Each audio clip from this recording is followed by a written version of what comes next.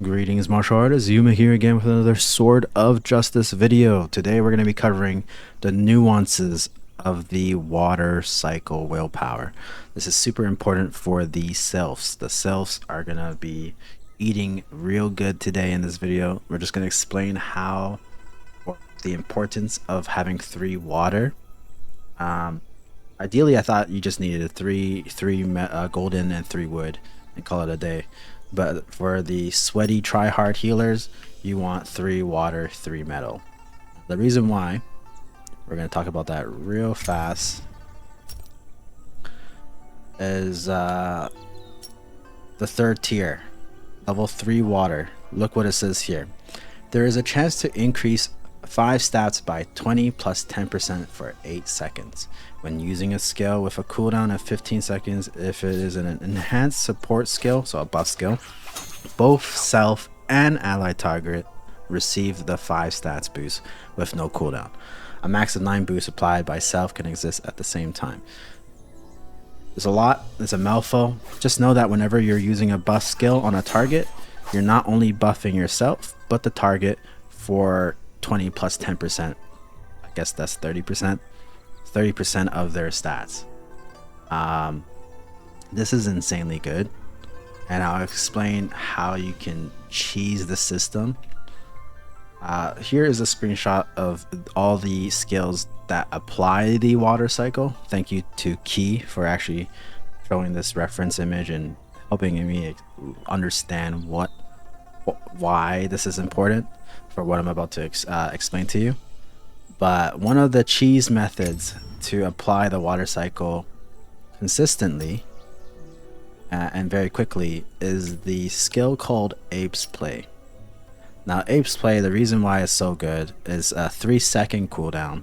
So you can apply this to 2 different targets at this, like every time that it's off cooldown, you can apply it to one. They have an 8-second buff timer of 20 to 20% stats. I'm just gonna say 20% instead of the 20 plus 10 whatever bullshit. Just a buff to your stats, right? You can apply it to one target and then another target and just keep reapplying it over and over to between those 2. So it's really good in 3v3. This is why Key is ranked so highly in 3v3 right now. Where is it? Contests, is this the one? Yeah, rank 11. Guess they got pushed down, but she was number 1 self, number 2 self. The other self, one of the Chinese ones, I don't know which one, maybe this one, was the one that helped provide these information to her. Probably not supposed to be spilling this in the video, but I'm gonna do it anyways. If someone comes after me, hey, I'm sorry, I'm just trying to make everyone aware of how to play their class better. So don't hate me, hate the game. I mean, I'm sure everyone's gonna figure it out eventually, so why not just spill the secrets now? But yeah, Ape's Play is super important because you can buff very short. All the other buff skills or cooldown skills are much higher, like 15 seconds. So Ape's Play helps you proc it consistently. And here's a video showing how consistent the proc is, and also a video like just showcasing what it does to your stats and why it's so good.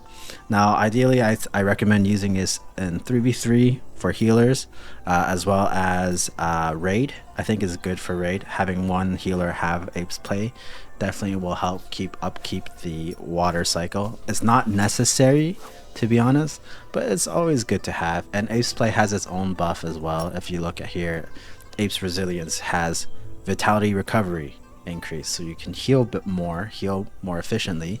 Ape's Strength is damage reduction, basically. Increase key shield by 5%, block as well, and you also reduce damage from sustained and AoE skills by 15%. Ape's Agility, not that important in my eyes, but hey, movement speed is always important, especially when you're trying to get out of sticky situations. So you can rotate it as much as you need to. I mean, there's some self tryhards, healer tryhards out there that are the MVPs of the team. So I'm just trying to make you aware that Ape's Play is an option for you. Not only to buff yourself, but to buff an ally consistently, proccing that water cycle. You want to get that water cycle uptime as much as possible because it's so good. Guild War, probably not recommended just because there's a lot going on. So if you're gonna get focused down anyways, I don't know if it's gonna matter too much. I rather you have more damage reduction skills potentially, so you can survive and stay in the fight longer. However, hey, again, this is your game. You play it however way you want. This is just me giving you suggestions and providing you the knowledge to play better. The next skill I wanted to talk about was the Boundless Insight. This is a 30-minute buff skill. This is also for raid. This is really, really nice. It increases crit rate by 115 and crit damage increased by 5.8%. So this is really good to apply on, you can only apply it on one target, so you can't just apply it to the whole party. Apply it to your best DPS and make them go crazy. So usually you, if one has ace play, the other Sylph has Boundless Insight, you know. So just make sure you're aware that these are options for you to use, and that's pretty much it. I just wanted to make sure you guys were aware of the nuances and how to maximize that water cycle. It's actually really, really good. Ironclad should definitely have 3 waters too. I think it's really good for tanking in PvE. I'm also gonna just rock it in PvP for Guild War. I'll let you know how that goes. I have 3 earth, 2 water. Ideally gonna go 3 earth and 3 water obviously, but I have bad RNG and I'm 2 off. I got +1 extra earth, 1 extra metal, 1 extra fire. I'm cooked, but hey, that's RNG for you. Eventually I'll get 3 water, and then when I have time I'll probably just do like a 3 fire, 3 earth spec as well. But that's it for now. I'll see you guys in the next video. Cheers.